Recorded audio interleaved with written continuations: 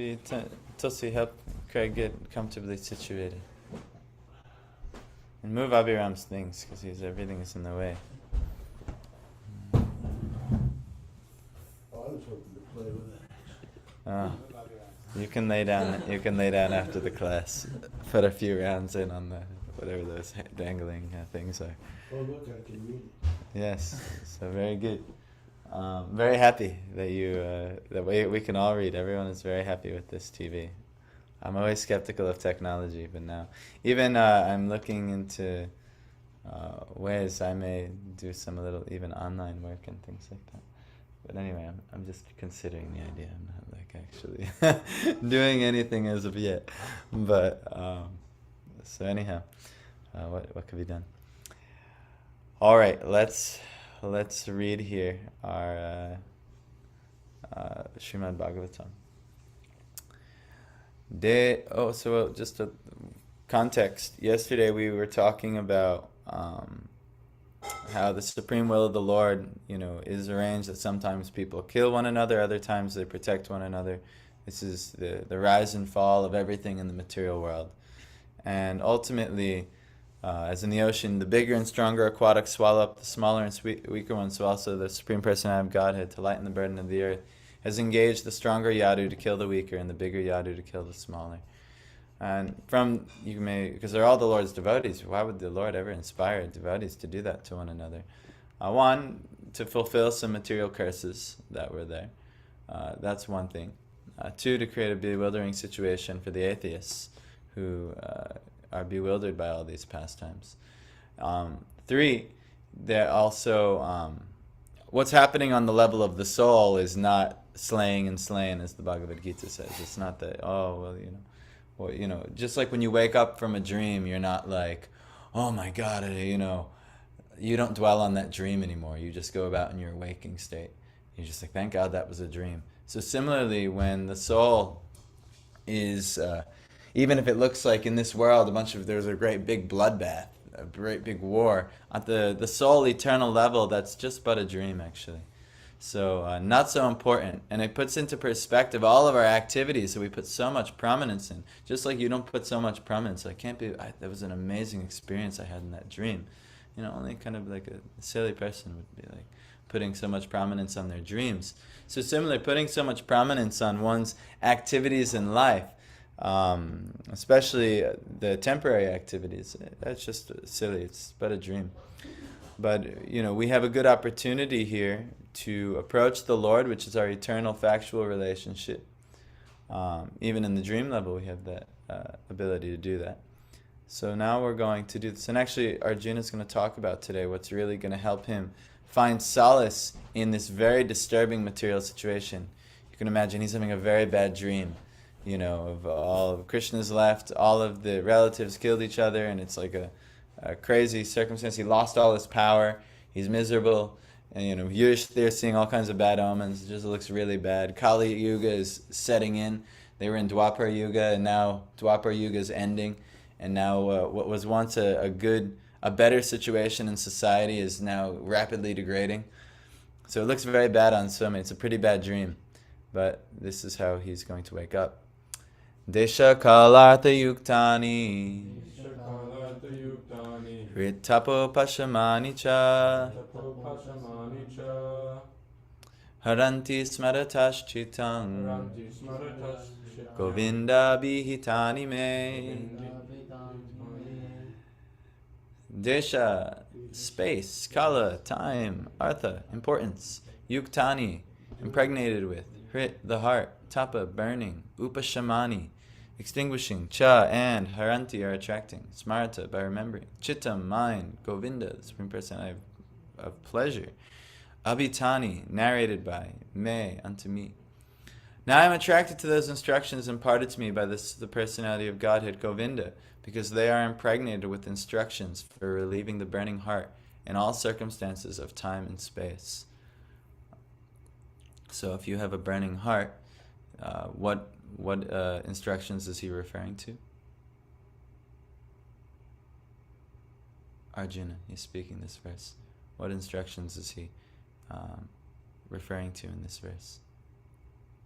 Surrender unto Krishna. Yeah, but where do you get that information? From Krishna. 1866 if I remember. It's Bhagavad Gita. Yes, he's referring to the Bhagavad Gita, what Krishna is an enlightenment of Arjuna.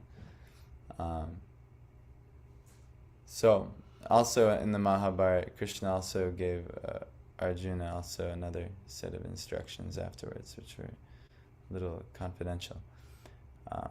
But still, the Bhagavad Gita. So herein Arjuna refers to the instruction of the Bhagavad Gita, which was imparted to him by the Lord on the battlefield of Kurukshetra. The Lord left him the instructions of the Bhagavad Gita not for the benefit of Arjuna alone, but also for all time and in all lands. The Bhagavad Gita, being spoken by the Supreme Personality of Godhead, is the essence of all Vedic wisdom. It is nicely presented by the Lord himself for all who have very little time to go through the vast Vedic literatures, like the Upanishads, Puranas, and Vedanta Sutras. It is put within the study of the great historical epic, Mahabharata, which was especially prepared for the less intelligent class, namely the women, the laborers, and those who are worthless descendants of the Brahmins, Kshatriyas, and higher sections of the Vaishyas. So anyone who wants to be offended, all in one line there by Prabhupada. He put women and low class into the same breath. That's the problem. Always one of those I'm grateful for. Yes, we're all actually. Well, I was just going to say, if you actually understand like the purports, then you can actually see that everyone's considered a Shudra. Yeah, everyone is of the less intelligent class. Even so you could be a descendant of Brahmins, or Kshatriyas, but if you're not living up to the qualities of those things, which almost no one is, we're all Mahabharata's for us and Bhagavad Gita is for us. Why would women and laborers be put into there? Because it was simple. In ancient times, they were not educated, actually. It wasn't only until 100+ years ago, and it was by the,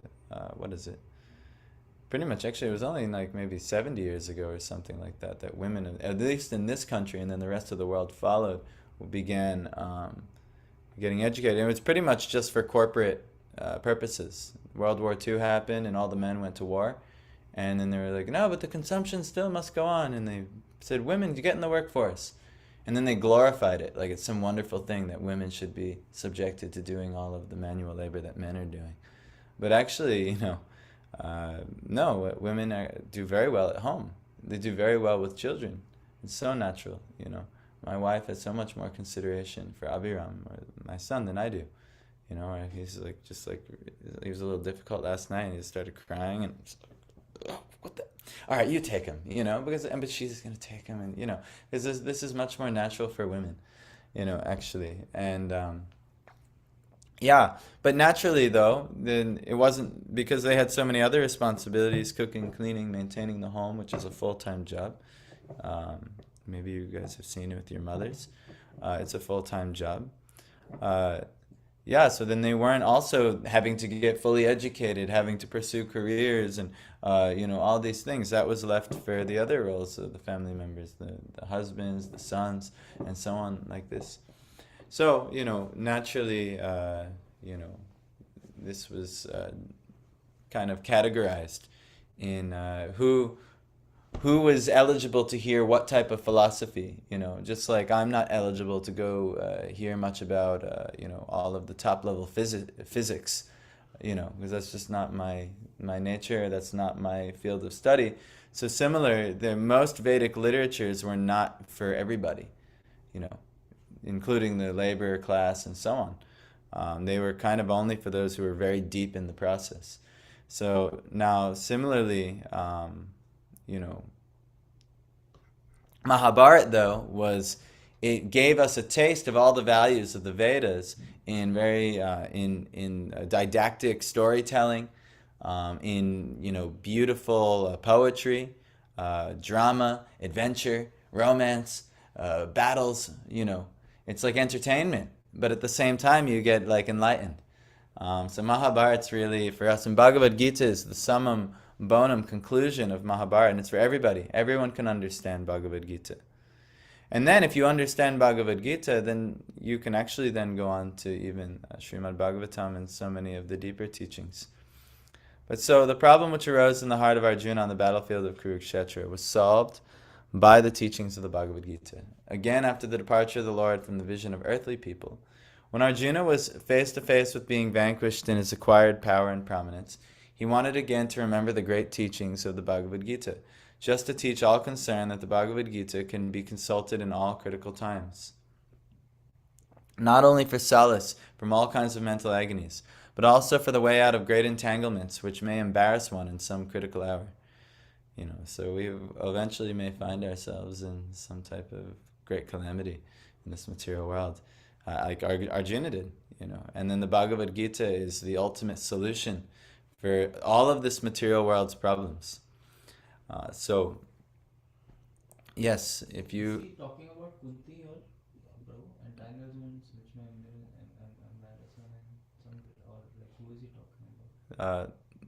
Any great entanglement you find yourself in this material world, I don't see anything hinting at Kunti specifically, but any great entanglement which may embarrass one in this world. We find ourselves in a predicament, we can't do our duty properly or something like this, and actually our whole our whole existence sometimes is embarrassing, because we just like when you have like a lapse in your character, a lapse in judgment and things like this, and then you come back around, your loved ones, you may feel embarrassed in, I can't believe I got caught up, I swirled around and did all these things, and, like this.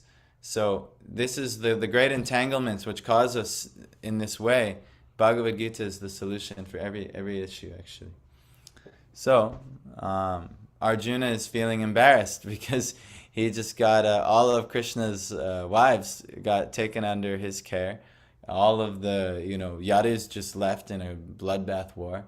And it was crazy. Krishna and also Balaram also left, which were like two of the most potent personalities on the planet. So now they're, Arjuna is in great distress. So the merciful Lord left behind him the great teachings of the Bhagavad Gita so that one can take the instruction of the Lord even when he is not visible to material eyesight. Oh, that's us. He's not visible to our material eyesight. Material senses cannot have any estimation of the Supreme Lord, but by his inconceivable power the Lord can incarnate himself to the sense perception of the conditioned souls in a suitable manner through the agency of matter, which is also another form of the Lord's manifested energy. So we have no faculty for perceiving spirit right now. That's just not in our nature. There is the inner workings of the body that can perceive spirit, and the inner soul itself can perceive spirit. But we're functioning with the material senses. But even so, the Lord is so merciful that he will actually visit in matter. This is, deity worship. This is also many, many different ways the Lord can reveal himself. You might catch a sign, you might see a photo, you might see a picture, you might see something that reminds you of Krishna, tilak, so on, so many things. But the Lord will come to you as long as that's what you're looking for. This actually anything we look for in the world, like in the Bhagavatam, it's given the example. A greedy man will always see opportunities for making money in everything. A lusty man will always see opportunities for sex life in anything that he's doing. And so similarly, someone looking for the Lord will always see opportunities in which the Lord is revealing. So it's like this. The Lord will reveal himself to you in a suitable manner through the agency of matter, which is also a form of the Lord's manifested energy. So, you can also approach the Lord. The Lord is present. Nrsinga is here, Nrsinga is there. Nrsinga is with me when I'm anywhere. Everything is actually the energy of the Lord. Thus, the Bhagavad Gita, or any authentic scriptural sound representation of the Lord, is also the incarnation of the Lord. There is no difference between the sound representation of the Lord and the Lord himself. One can derive the same benefit from the Bhagavad Gita as Arjuna did in the personal presence of the Lord. This is why we chant the Mahamantra. The name is non-different from the named. In our, I can chant Michael, Michael, Michael, Michael. But unless Michael hears me and responds, it won't have very much effect. But if we chant the name of the Lord, because He is transcendental, and it's from the intention, He'll certainly come. He's certainly already come and present. But we have to learn how to see. If we really understood what we were doing, we would be chanting with such enthusiasm. But because we don't understand what we're doing, and we don't understand actually that the name is non-different than the Lord, then then so much offensive chanting takes place, and then the Lord is they don't really want me. I guess I'll not reveal myself to them. They're not looking for me. They're like, Hare Krishna, come on, make the money work, or Hare Krishna, I need the job, Hare Krishna, Krishna, Krishna, Hare. When's that wife coming? Hare Krishna, and so on. All these things are, like this. This is our Hare Krishnas. But actually, if we understood that this is the Lord, and that, oh Lord, please allow yourself to be revealed to me through your name. This name is none different from you. Please reveal to me through your name.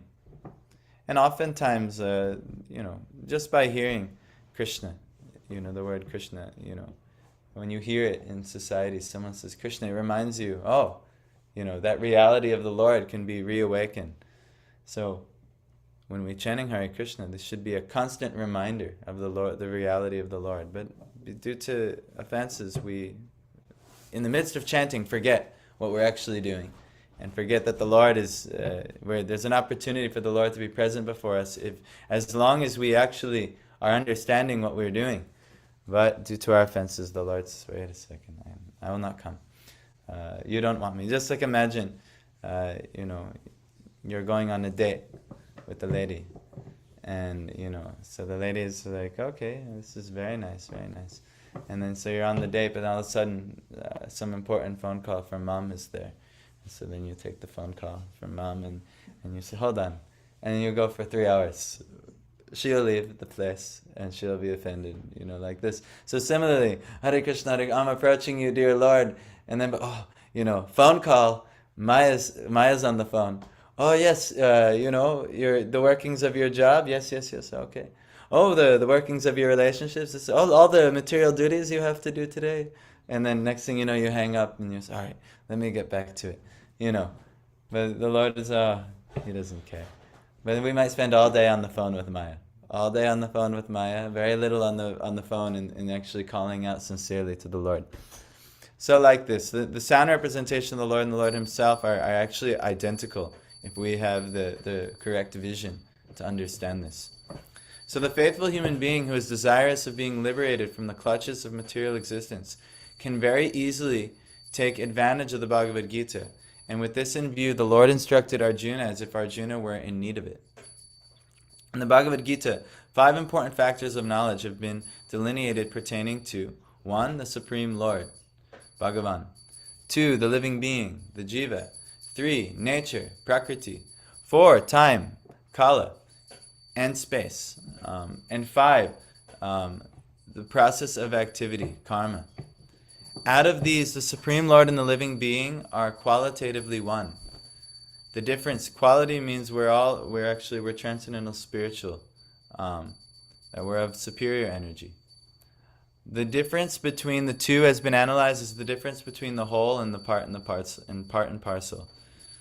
So like, a whole huge statue of gold and then a little fleck of gold. Same in quality, but much different in potency. So this is us. Nature is inert matter displaying the interaction of 3 different modes. And eternal time and unlimited space are considered to be beyond the existence of the material nature. Activities of the living being are different varieties of aptitudes or understanding which can entrap or liberate the living being within and without material nature. This is like such a philosophically dense purport. So due to our different varieties or understandings, we can either be entrapped in this bound jivas, prakriti kavalitan, jivas swallowed by material nature. That's when Maya's on the phone and we're like, yes, I'd really much like to talk to you, Maya. And then all day we're talking to Maya. This is entrapped. Or the rare soul who is freed, due to their activities, their purely sattvic activities and transcendental activities, they're freed, and they're approaching the Lord.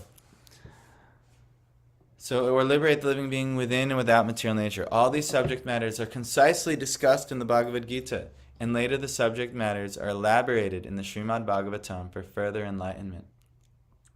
Out of the 5 subjects, the Supreme Lord, the living entity, nature, and time and space are eternal, but the living entity, nature, and time are under the direction of the Supreme Lord, who is absolute and completely independent of any other control. The Supreme Lord is the supreme controller. So we are eternal, but we are controlled. Everything is under control of Bhagavan. So, but the Supreme Lord is the supreme controller. The material activity of the living being is beginningless, but it can be rectified by transferal into the spiritual quality. So, meaning that karma, also the process of karma, is eternal, but it isn't an eternal situation for the living entity. Meaning that it can be rectified. It's an unfortunate entanglement that's eternal, that we've been going on since time immemorial. But it can be rectified through the process of surrender to the Lord. So this is what we're working on. The Supreme Lord is the... Oh, no, I said that. So, by transferal into the spiritual quality. So instead of karma, the work you do is in devotion to the Lord, it becomes transferred to what? Karma to what? Bhakti, yes. Karma to bhakti. So, thus it can seize its material qualitative reactions. Both the Lord and the living entity are cognizant, and both have the same sense of identification, of being conscious as a living force. So, it means we are individual, and actually we have an identity or an ego. Ego is not bad. Ego is I identify myself with who I am. But what is bad is identifying yourself with who you're not. And this is the biggest problem in the material world, is ahankara or false ego. Identifying, I am, it's just logical. You just look, yes, if I, can you introduce yourself? What is your name?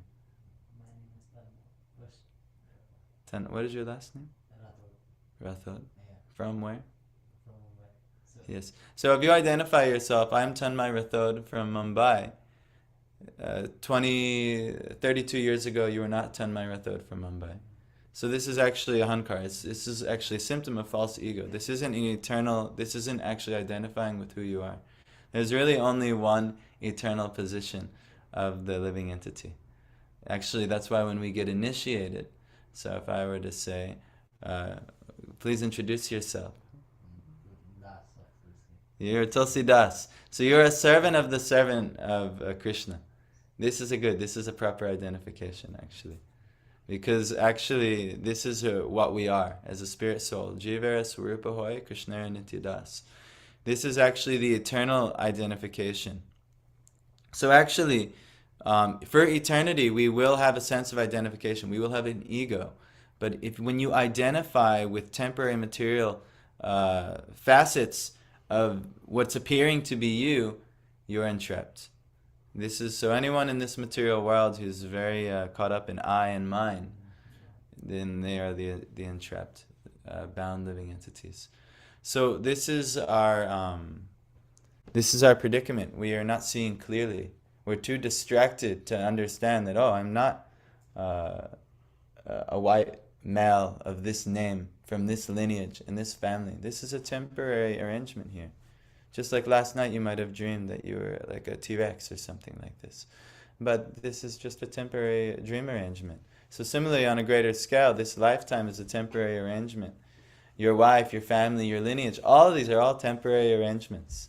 All temporary relationships. What is the eternal relationship? I'm a servant of the Lord.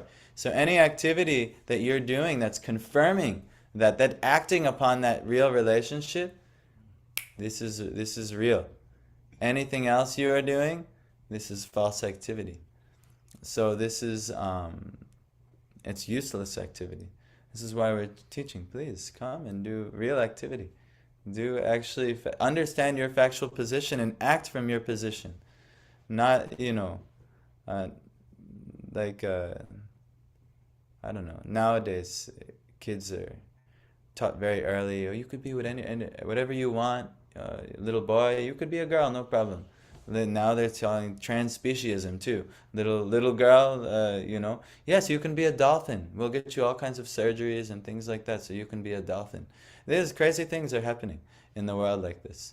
But it's all like illusion, like not understanding, who we actually are. On the gross level, a little someone born in a certain type of body, not understanding that that's their body, that's one thing.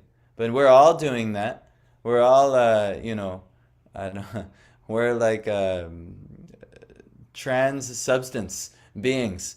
We're really spiritual souls, but here we are thinking that no, I'm a body and I'm from this lineage and this and we're trying to impose that on the material world around us and everyone around us. But that's not at all who we are. So similarly, this phenomena in society where people are confused as to their basic identities, we're all like this, but now on a much more deeper level.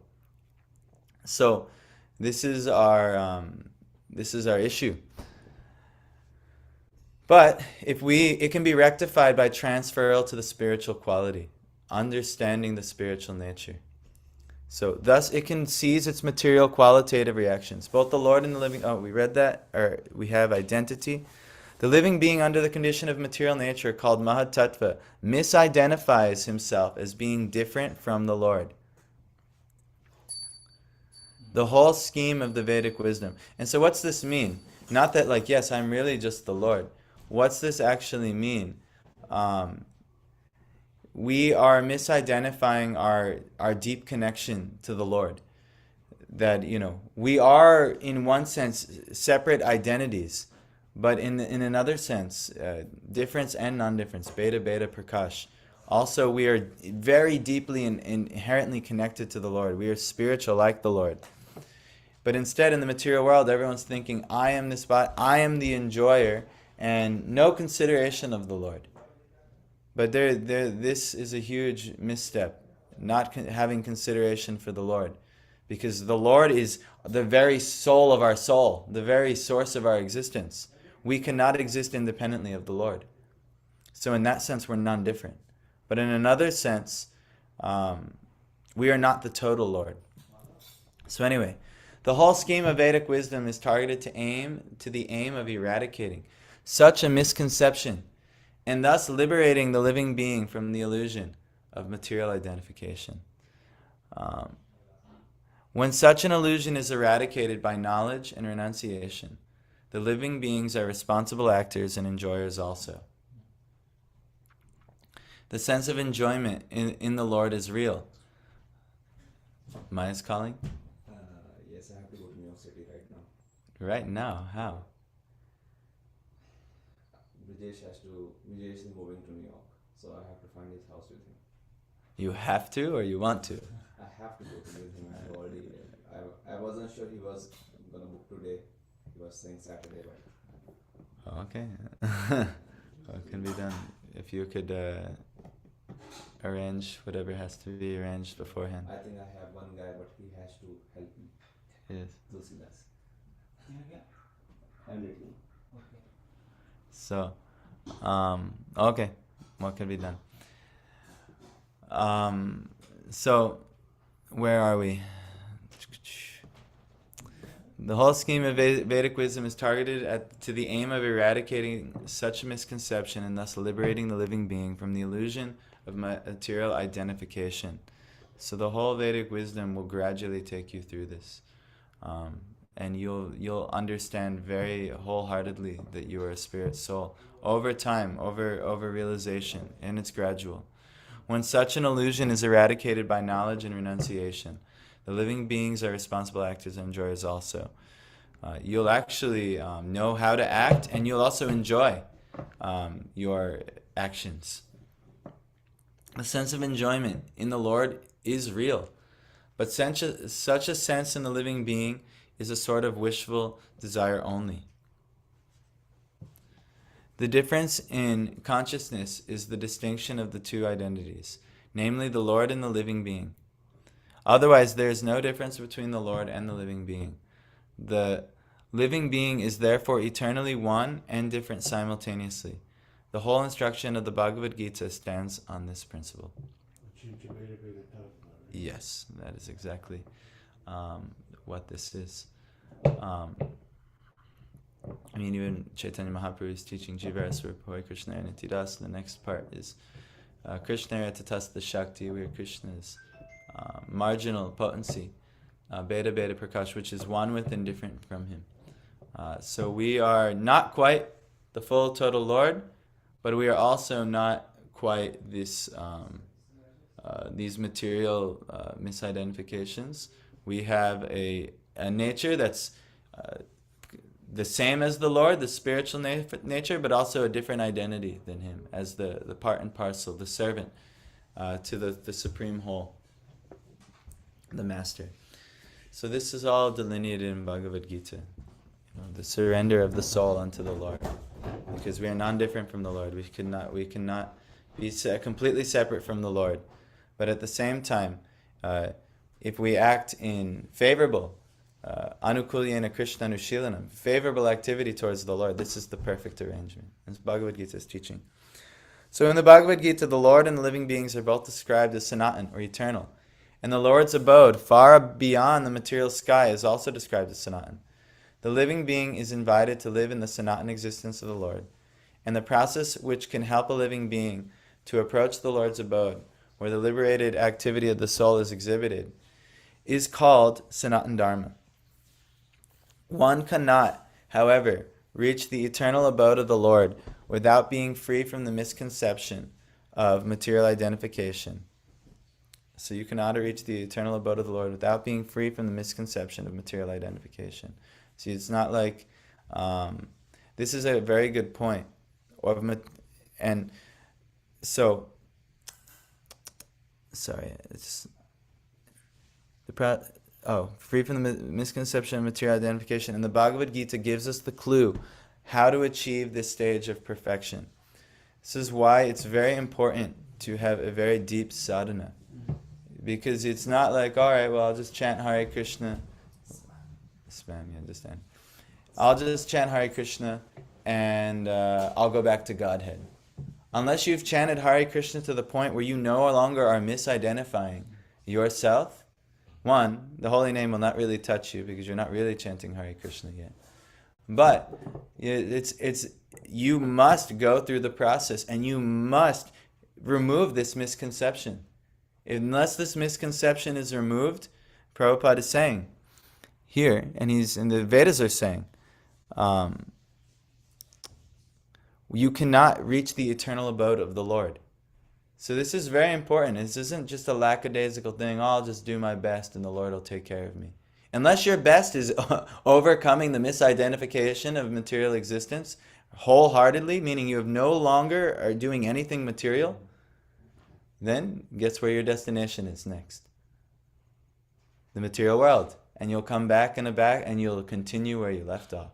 And it's no problem. It's actually not a problem. It's good. Because we're making some spiritual advancement, but unless you complete the work, you're not going. It's not like, I don't have to do it, I can just be spiritually lazy. I'll just do a little something. I'll do the basics. I know when I was in LA, there were certain devotees that felt that if you just believed that Krishna was the Supreme Personality of Godhead, you would go back home. That's right. And that's not enough. No. And the same thing with the Christians. The Christians, they believe, if you just believe in Jesus Christ, that's enough. So the Bhakti Vinod Thakur, he talks about this in his Chaitanya Shikshamrita, and he classifies that there's 4 types of men: the immoral atheist, the moral atheist who's realizing the value of morality if we all cooperate, and then the realization of the ultimate realization of God is higher is the theist, and everything's acting under God's will, and so it's imperative that we are moral. And so many might get stuck on the lower stages, like for instance, people who are very much into politics as their like saving grace. They believe in the morality of society, but they're atheistic. They're not caring about so much God, and so that's why so many people are involved in the political sphere of the world, primarily because their whole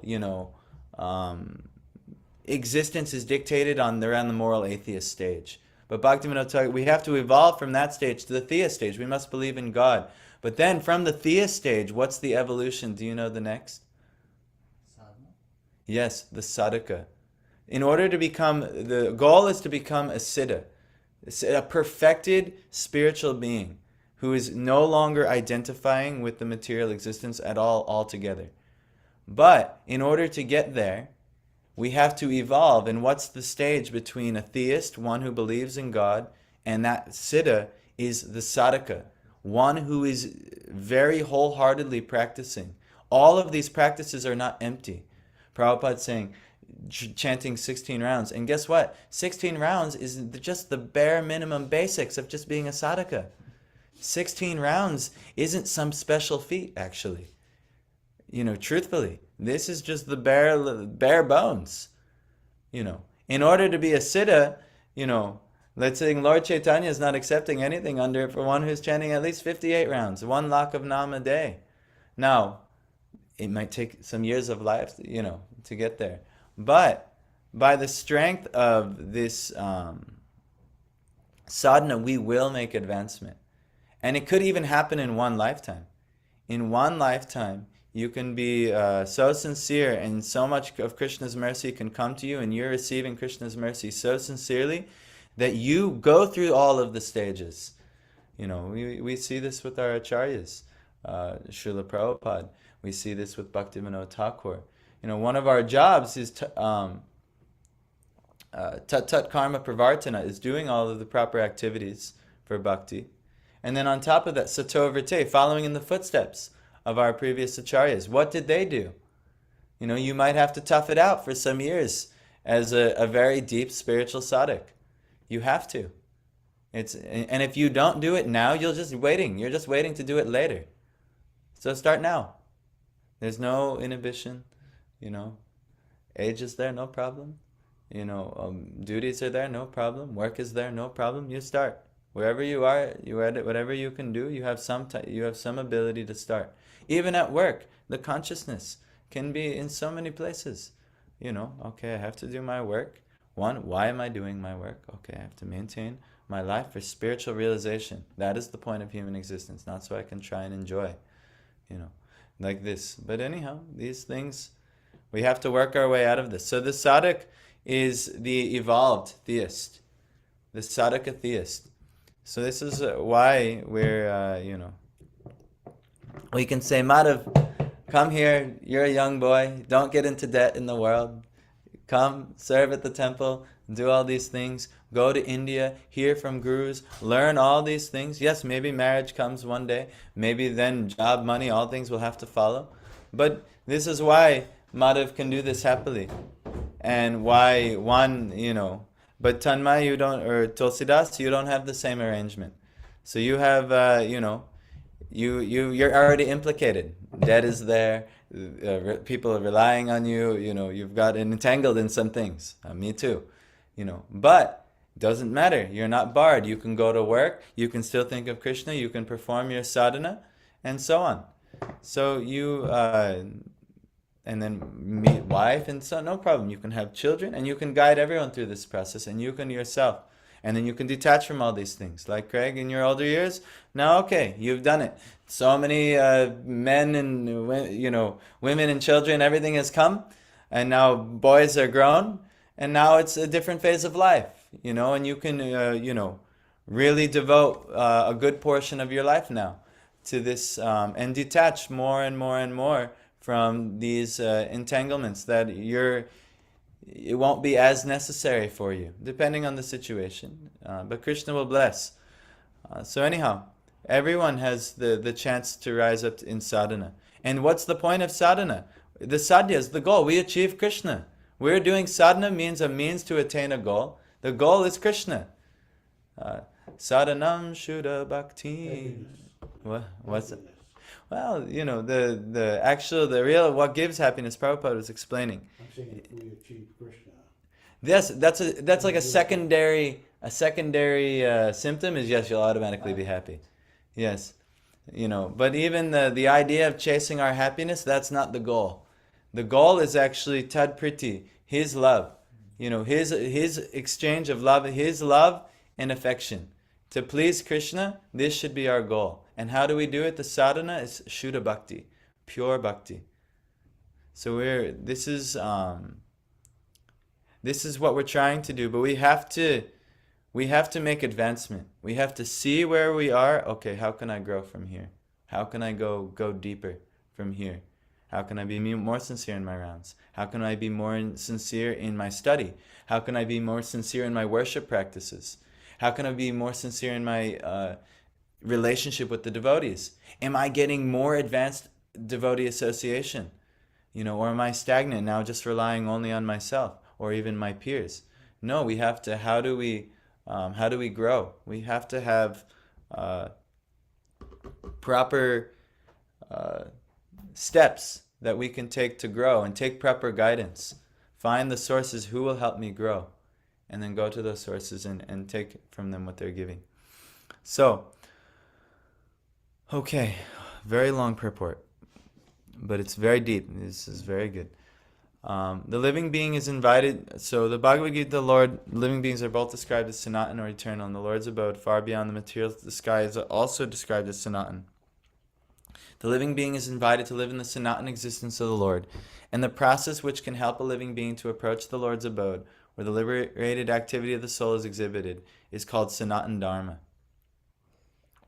One cannot, however, reach the eternal abode of the Lord without being, without being free from the material misconception of material identification.